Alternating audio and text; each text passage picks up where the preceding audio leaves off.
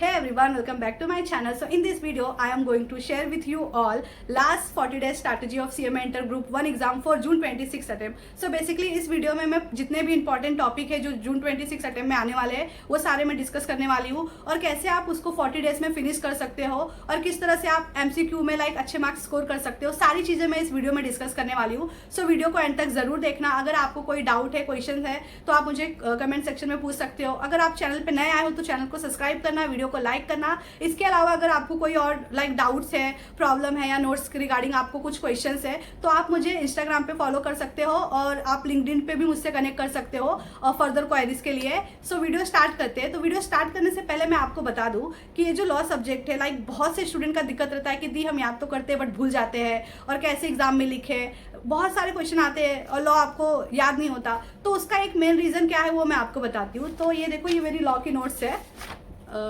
ये पूरा मैंने खुद से हैंडमेड नोट बनाई थी, पूरा टॉपिक वाइज, और विथ मैंने यहाँ पे क्या किया है अटेम्प्ट वाइज उसके वो भी लिख दिए कि कौन से अटेम्प्ट में वो क्वेश्चन आया था. आप देख सकते हो, ठीक है. तो अब ये नोट्स का क्या यूज हुआ था मुझे, मैं वो बताती हूँ. तो देखो, ये कुछ 35 या 40 पेज की नोट्स है जिसमें ऑल इंपॉर्टेंट चैप्टर कवर थे और ये जितने भी इसमें मैंने क्वेश्चन लिखे थे खुद से handmade all important question attempt wise लिखे थे और उतना ही मैंने पढ़ाई किया था.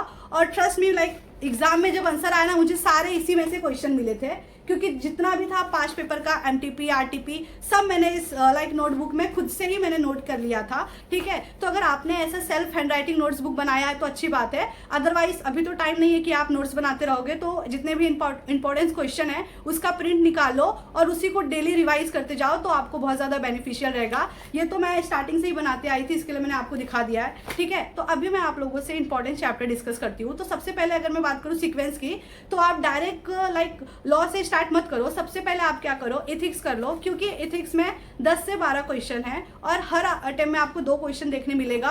और एक और प्लस पॉइंट है एथिक्स का कि उसमें से डायरेक्ट क्वेश्चन आते हैं. तो आप इजिली उसको 10 से 12 क्वेश्चन एक दिन में फिनिश कर सकते हो. तो आपका पहला टारगेट होगा इंपॉर्टेंस चैप्टर में आप लिस्ट बना के लिखते जाओ. एथिक्स करना है आपको. देन सेकंड नंबर पे आपको करना है इंडियन कॉन्ट्रैक्ट एक्ट, क्योंकि इसमें से भी हर अटेम्प्ट में आपको 2 क्वेश्चन देखने मिलेंगे और डायरेक्ट क्वेश्चन आते हैं. उसके बाद आपको थर्ड नंबर पे करना है डायरेक्टर्स का. ये स्टूडेंट, बहुत सारे स्टूडेंट हैं जिनको इस क्वेश्चन के बारे में पता नहीं है और इस जो December 25 का पेपर हुआ था उसमें आप वो पेपर उठा के देख लो. 3 क्वेश्चन आए थे डायरेक्टर के, मतलब 21 मार्क्स का. एक तो आया था सेक्शन 143, एक आया था सेक्शन 177 और एक आया था की मैनेजर पर्सनल. तो मतलब पर्सन, ये 3 क्वेश्चन आए थे. और अब ये 3 क्वेश्चन जो मैं आपको बता रही हूँ, 4 से 5 क्वेश्चन, उसमें से हर अट्टे में 2 क्वेश्चन आपको कंपलसरी देखने मिलेंगे.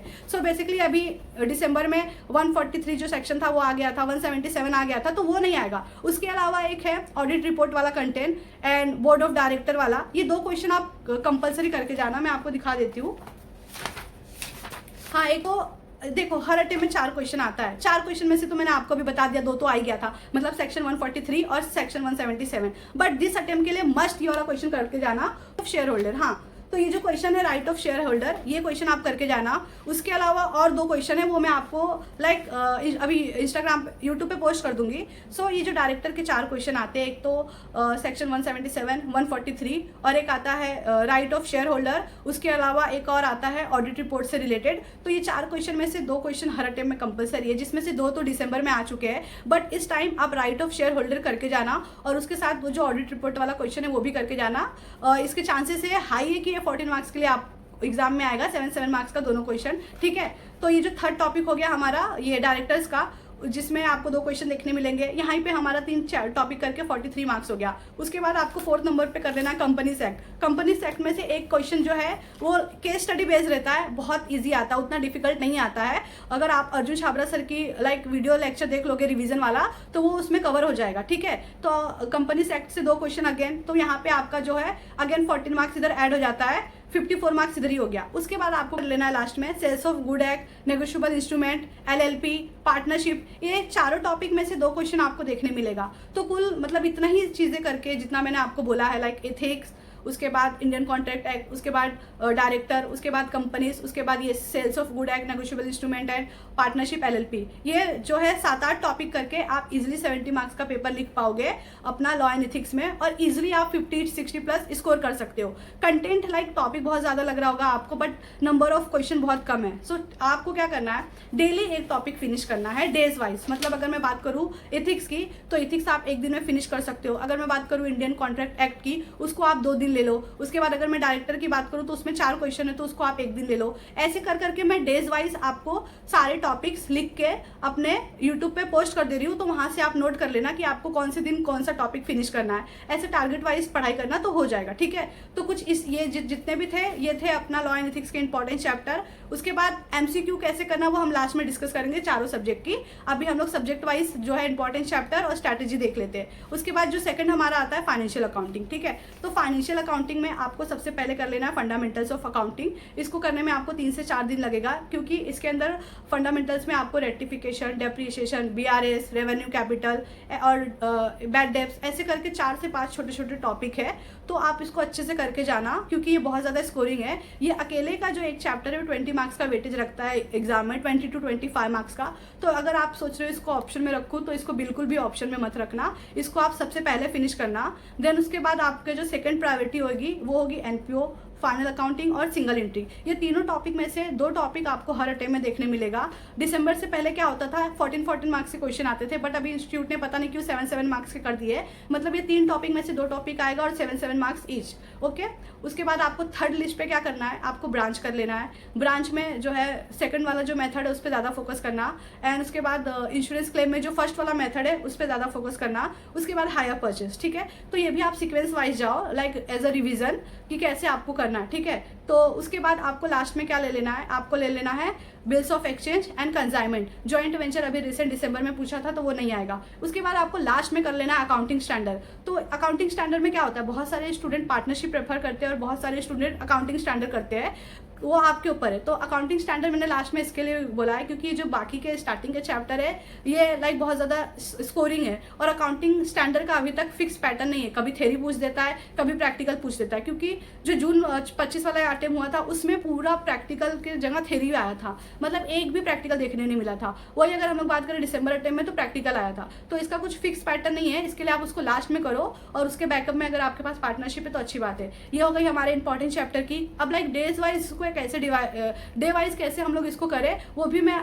लिख के पोस्ट कर दूंगी यूट्यूब में, वहां से आप रेफर कर लेना, ठीक है। उसके बाद नेक्स्ट जो हमारा आता है टैक्सेशन। टैक्सेशन में मैंने एग्जम्पशन स्कोर किया था, मतलब मैंने 60 मार्क्स स्कोर किया था, और बिलीव नहीं करोगे, सिर्फ मैंने DT पार्ट करके, सिर्फ डायरेक्ट टैक्स करके मैंने 60 मार्क्स स्कोर किया था। और मैंने देखा है लाइक 60% स्टूडेंट है जो IDT के पीछे भागते हैं। उनका कहना है IDT स्कोरिंग है, बट मुझे IDT में लाइक क्या स्कोरिंग है मुझे अभी तक नहीं समझ में आया। मैंने सिर्फ DT पार्ट किया था, और DT पार्ट में भी मैंने सिलेक्टिव स्टडी किया था। सिलेक्टिव स्टडी से मतलब है लाइक मैंने बेसिक कर लिया था, जो आता है स्कोप ऑफ टोटल इनकम का, रेसिडेंटल स्टेटस का, तो मैंने ये किया था। उसके बाद मैंने सैलरी किया था, देन उसके बाद मैंने हाउस प्रॉपर्टी किया था, देन मैंने उसके बाद किया था direct income from other sources. मैं कौन से सीक्वेंस में पढ़ाई की थी वो मैं आपको बता रही हूँ। तो ये 4 टॉपिक करके आप देखोगे यहीं पे आपका हो गया 28 मार्क्स, ठीक है। उसके बाद मैंने क्या किया था, मैंने GST का जो है, अगेन GST के 10 से 12 क्वेश्चन है, उसमें से 2 क्वेश्चन आपको हर अटेम्प्ट में देखने मिलेगा, वो GST की 2 क्वेश्चन। तो यहाँ पे आपके 42 मार्क्स हो गए। उसके बाद मैंने क्या किया था, उसके बाद फॉरवर्ड किया था, मैंने डिडक्शन किया था, टोटल कंपटीशन किया था। ये बहुत ज़्यादा लाइक छोटे छोटे, मतलब पूरा 5 हेड का मिला के आपको like set of carry forward करने बोल देगा, ठीक है। तो ऐसा करके वहाँ से भी मैंने जो set of carry forward, deduction, total competition, ये 3 टॉपिक किया था, 3-4 टॉपिक। तो यहाँ पे मेरा जो है अगेन 14 मार्क्स बन गया। उसके बाद लास्ट में मैंने कैपिटल गेन किया। उसके बाद मैंने PGBP किया। PGBP मैंने लास्ट में इसके लिए किया क्योंकि वास्ट है, टाइम कंज्यूमिंग है, और उसमें से मोस्ट ऑफ द टाइम क्या आता है कि डेप्रिसिएशन कैलकुलेट करो, ब्लॉक ऑफ असेट्स की डेप्रिसिएशन कैलकुलेट करो। तो इस तरह से मैंने उसको लास्ट में रखा था।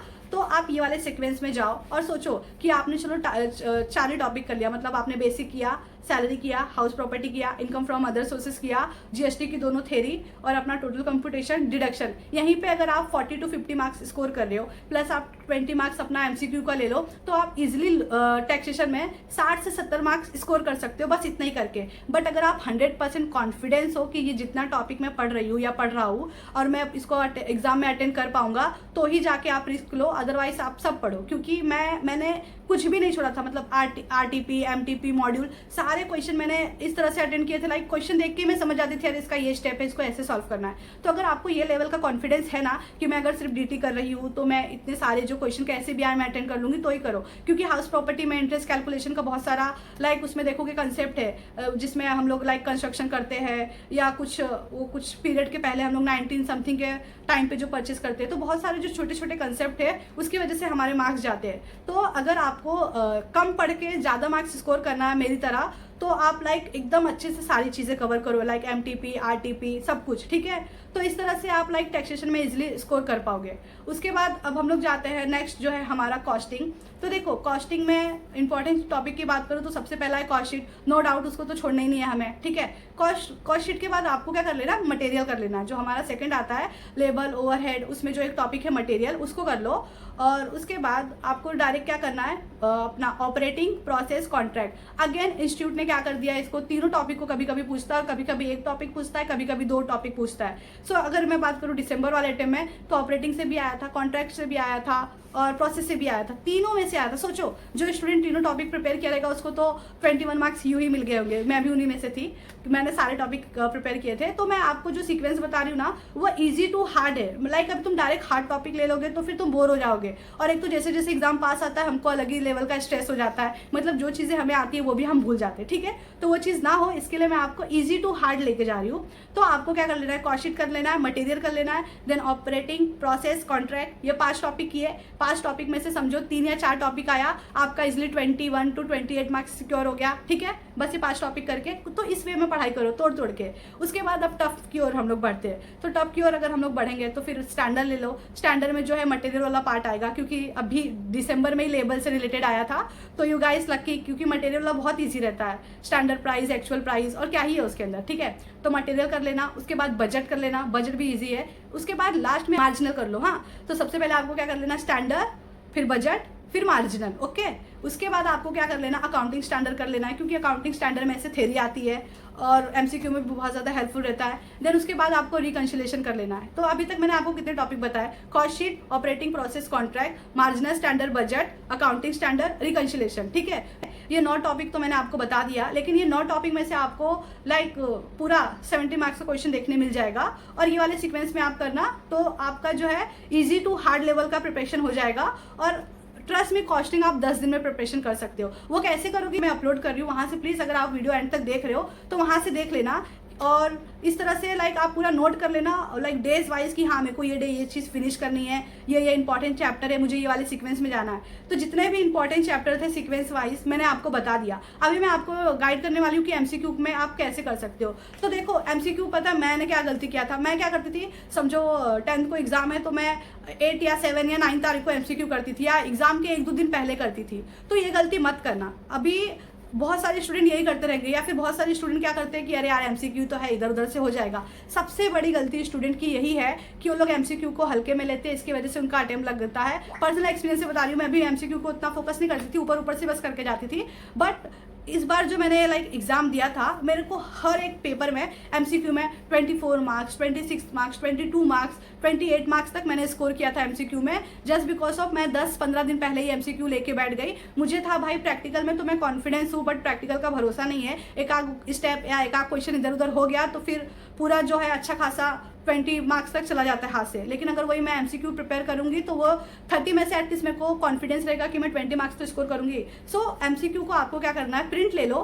प्रिंट लेने के बाद आप क्या करो, डेली मतलब 10 क्वेश्चन 20 क्वेश्चन डेली करते जाओ। फॉर एग्जाम्पल आज मैंने कॉस्टिंग का 20 क्वेश्चन किया, ठीक है। तो एक पेंसिल ले लो, पेंसिल से हल्का सा वो कर लो, या फिर तुम माइंड में ऐसे याद रखो कि ठीक है ये जो क्वेश्चन नंबर 4 है इसका B है, क्वेश्चन नंबर 5 का C है। तो इस तरह से माइंड में रखो, नहीं तो पेंसिल से आप करोगे तो ऐसा रहेगा ना कि हम लोग फिर से रिपीट करें तो देख ले अच्छा इसका ये था, मैंने ये सिलेक्ट किया था, ऐसा हो जाएगा। तो आप क्या करो, प्रिंट ले लो सबसे पहले। तो आज अगर तुम कॉस्टिंग का 20 क्वेश्चन कर रहे हो, ठीक है, नेक्स्ट डे आप फिर से 20 क्वेश्चन करने जाओगे, तो क्या करो, तो आज का जो तुमने 20 क्वेश्चन किया था उसको पहले रिवाइज करो। देन सेकंड डे जो अगेन आप 20 कर रहे हो उसको करो। मतलब ये कुमुलेटिव रिवीजन करते जाओ, मतलब आज 10, आज 20, फिर कल 20, तो फिर परसों आप करें तो आज का 20 और कल का 20, 40 क्वेश्चन ऐसे कर करके आप रिवाइज करो। मैंने यही चीज़ किया था और बिलीव नहीं करोगे, फाइनेंशियल अकाउंटिंग का बता रही हूँ, MCQ एग्जैक्ट जो हमारे इंस्टीट्यूट ने दिया है 300-400 MCQ, उसी में से एग्जैक्ट आया था। बस एक ही डिफरेंट था कि समझो अगर इसमें 60,000 है तो उसमें 6 लाख से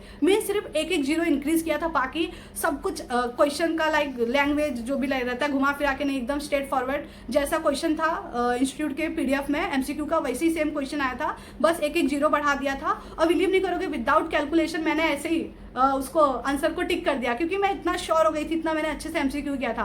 मैंने कैलकुलेटर पे सॉल्व भी नहीं किया, कुछ 5-6 क्वेश्चन मैंने ऐसे ही किए थे। मैंने उसको सॉल्व भी नहीं किया, डायरेक्ट तुक्का मार दी। क्योंकि मैंने अब सोचो मैं कम्युनिटी रिवीजन करते जा रही हूँ, आज कर रही हूँ वही चीज़, फिर कल कर रही हूँ, फिर परसों कर रही हूँ। मतलब 10-15 दिन मैंने इतने अच्छे तरह से MCQ को प्रिपेयर किया था कि मैं कैलकुलेट भी नहीं करती थी। और फिर चलो एंड में अगर टाइम मिल गया और 10-15 मिनट का तो करके देख लो, बट इतना अगर तुमको कॉन्फिडेंस है तो ही करना, मेरी वाली स्ट्रैटेजी फॉलो मत करना MCQ वाली, क्योंकि मैंने इस बार बहुत मेहनत किया था MCQ में।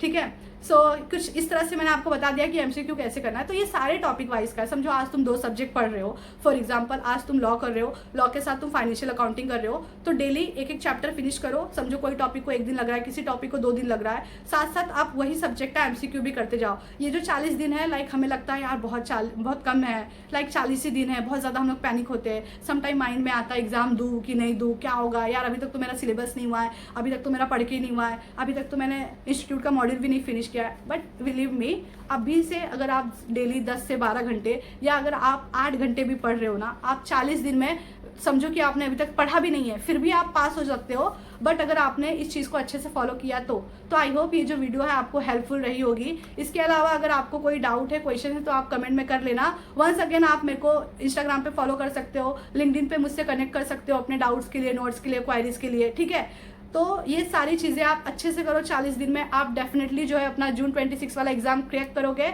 और जब भी रिजल्ट आता है बहुत सारे स्टूडेंट हैं जो मुझे कमेंट करते हैं, दीदी आपकी वजह से हम पास हो गए, आपकी वीडियो बहुत ज़्यादा हेल्पफुल होती है। वो चीज़ देख के मुझे बहुत अच्छा लगता है कि सच में जो स्टूडेंट वो चीज़ फॉलो करते हैं उनको रिजल्ट मिलता है, और वो बाद में रिजल्ट के टाइम पे आके मुझे थैंक यू बोलते हैं। सो मैं सारे जो टॉपिक है आपको जितना भी मैंने बताया है उसको मैं लिख के यूट्यूब पे पोस्ट कर दे रही हूँ कम्युनिटी में, वहाँ से आप नोट कर लेना और इस वीडियो की स्ट्रैटेजी को अच्छे से फॉलो करो। आप डेफिनेटली अपना एग्जाम क्लियर कर पाओगे। And best of luck for your exam. Thank you for watching.